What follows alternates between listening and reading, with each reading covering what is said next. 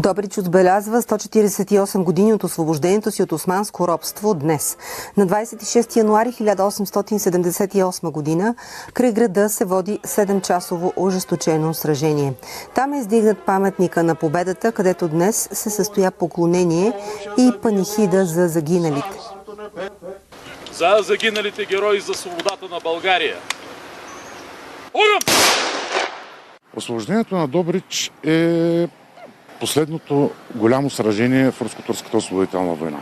След падането на Плевен, корпусът на генерал Цимерман получава заповед да овладее Хаджилоглу Пазарджик. В ужасни зимни условия, сняг, преспи и навявания, те успяват да доближат града. И тъй като знаят, че е силно укрепен, генералът решава да го обкръжи.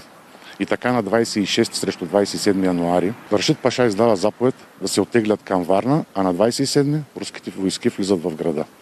Интересното е, че това е петото освобождение на града за последните 100 години.